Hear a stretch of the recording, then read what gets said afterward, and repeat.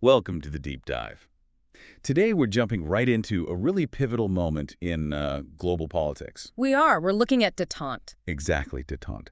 That period when things started to, well, thaw a bit between the United States and the Soviet Union after years of icy confrontation. It's a fascinating shift. How did they go from being constantly at odds to actually talking, negotiating? That's what we want to unpack. Right. And to do that, we probably need to set the scene, maybe define a few key ideas and events that led up to it. Absolutely. Understanding the context is crucial. Where should we start? Brinkmanship, maybe? Yeah, good one. Brinkmanship.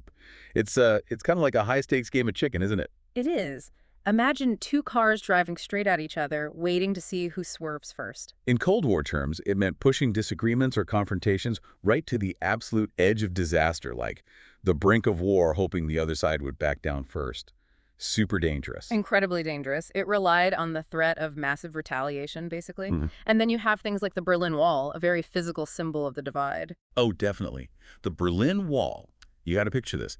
1961, suddenly a wall goes up, concrete and barbed wire, right through the middle of Berlin. Built by East Germany, mainly to stop their own citizens from fleeing to West Berlin, which was, democratic and part of the West. It just split families, friends, the whole city. It became this huge visual representation of the Iron Curtain, the division between East and West. Stark symbol. And speaking of tension reaching a peak, we absolutely have to talk about the Cuban Missile Crisis. Oh, absolutely. 1962, the world just stopped breathing for, 13 days?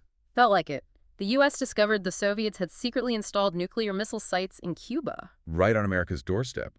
90 miles off the coast of Florida. Exactly. Suddenly, there's the very real, immediate threat of nuclear war. It was maybe the closest the two superpowers ever came to actual, direct, catastrophic conflict. It sounds terrifying just thinking about it now. It was, and that sheer terror, that near-miss experience, is actually a huge factor in why détente eventually started to seem appealing. It was a massive wake-up call. A wake-up call for sure. And the U.S. president dealing with this incredibly tense situation was John F. Kennedy. Right, JFK. He was faced with this unbelievable pressure. How do you get the missiles out without triggering World War III? He had to be firm, demand their removal, but also find a way, to give the Soviets an out, avoid pure escalation. It was a real tightrope walk. A very careful combination of blockade, or quarantine as they called it, and diplomacy. It worked eventually. The Soviets agreed to remove the missiles. But the world had seen the abyss. After Kennedy's assassination, Lyndon B. Johnson, LBJ, became president. Yeah, and Johnson's presidency became increasingly dominated by another major issue, the Vietnam War. Vietnam. Such a long, complex, and ultimately tragic conflict. The U.S. got deeply involved supporting South Vietnam against the Communist North, which was backed by the Soviets and China. And it became incredibly costly, not just in lives and money, but it deeply divided American society. Huge protests, lots of debate about America's role in the world. It definitely strained resources and attention. And that strain, the cost of Vietnam, arguably also played a role later in pushing the U.S. towards rethinking its foreign policy, maybe seeking less confrontation elsewhere. That makes sense. But even before the worst of Vietnam, there was a small step towards maybe managing the nuclear threat, right? The Nuclear Test Ban Treaty. Yes, 1963. Signed with the U.S., the U.K., and the Soviet Union. It didn't stop nuclear weapons development, not at all. But it banned testing them in the atmosphere, underwater, and in outer space. So no more nuclear fallout drifting around the globe from tests. Exactly. It was limited but significant. It showed that even amidst deep hostility, they could agree on something related to the nuclear danger, especially after the shock of the Cuban Missile Crisis. A small sign, maybe, that communication was possible. But the real architect of détente as a formal policy comes a bit later, with Richard Nixon. Nixon. He becomes president in 1969.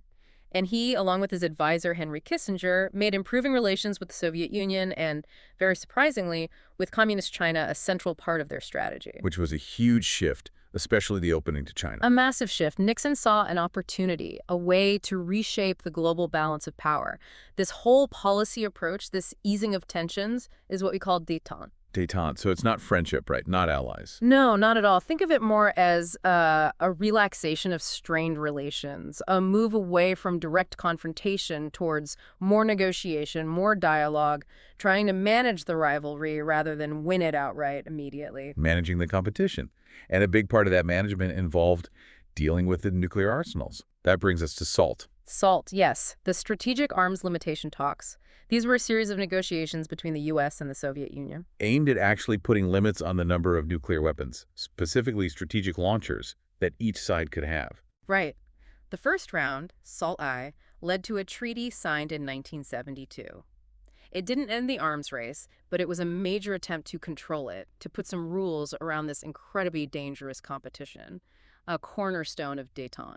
And the Soviet leader during much of this détente period was Leonid Brezhnev. Brezhnev, yeah. He was the general secretary of the Communist Party in the Soviet Union from the mid-60s until his death in '82. So he was Nixon's counterpart for SALT High and later talks. So he was the guy on the other side of the table for these crucial negotiations. He was. And, the Soviet Union also had its own reasons for pursuing détente economic pressures, wanting recognition as an equal superpower, maybe seeing benefits in stabilizing the relationship. Interesting. And we mentioned Nixon opening relations with China. The leader there, of course, was Mao Zedong. Mao Zedong, leader of the Communist Revolution in China. Nixon's visit to China in 1972 was absolutely stunning, a complete reversal of decades of U.S. policy. How did that play into détente with the Soviets? Well, it fundamentally changed the geopolitical game. Suddenly, it wasn't just U.S. versus USSR. It was a triangle. So the U.S. could kind of play China off against the Soviets and vice versa. To some extent, yes.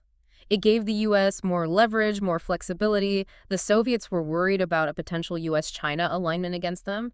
It added a whole new layer of complexity and actually probably pushed the Soviets towards being more agreeable in things like the SALT talks with the U.S. Okay, so let's try to pull these threads together. What really caused this shift towards détente? It sounds like, first and foremost, the Cuban Missile Crisis was a huge catalyst. Undeniably. That brush with nuclear annihilation scared both sides profoundly. It showed that brinkmanship was just too dangerous, that they needed ways to manage crises and reduce the risk of accidental war. The fear factor was real. Absolutely. Then you had the changing strategic landscape. Nixon's deliberate policy wanting to create a more stable world order, maybe reduce the burden of military spending, and using that opening to China as leverage. In the Vietnam War context you mentioned earlier. Yes. The U.S. was bogged down in Vietnam, facing divisions at home. There was a growing sense, perhaps, that America needed to adjust its global commitments, focus more on diplomacy and managing relations with major powers rather than costly interventions. Détente fit with that. And then the specific mechanisms, like SALT. Exactly. The SALT talks provided a concrete framework for managing the most dangerous aspect of the rivalry, the nuclear arms race. It showed a willingness to actually sit down and negotiate limits. So it's like a perfect storm, almost. Fear from the near disaster, strategic calculations by leaders like Nixon and Brezhnev, the context of Vietnam and the opening to China, all converging. I think that's a good way to put it. It wasn't one single thing, but a confluence of factors that made both superpowers see some advantage, or at least necessity, in stepping back from the brink and trying a period of, well, détente. A complex interplay of fear, strategy, and circumstance. Precisely.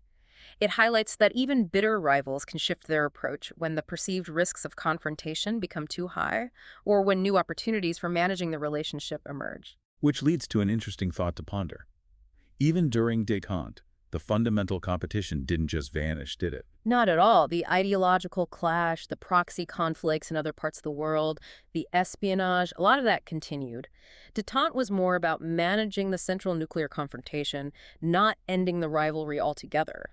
Why do you think that underlying tension proved so persistent? Something for our listeners to maybe mull over. Definitely something to think about. Okay, to help everyone sort of cement this understanding, we get some questions for you to reflect on.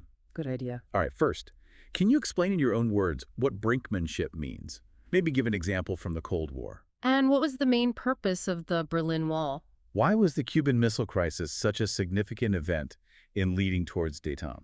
How did the Vietnam War influence the U.S. approach to foreign policy and its relationship with the Soviet Union? What was the significance of those SALT talks during the détente era? And how did the U.S. opening relations with China affect the Cold War dynamic? In what ways was détente really a change from those earlier, more confrontational periods of the Cold War? What do you personally think was the biggest single factor that led to the start of détente? Was there one main driver? Why might both the U.S. and the Soviet Union have found it beneficial, for their own reasons, to enter this period? And finally, after all this, what questions do you still have about the beginning of détente? What else are you curious about? Great questions.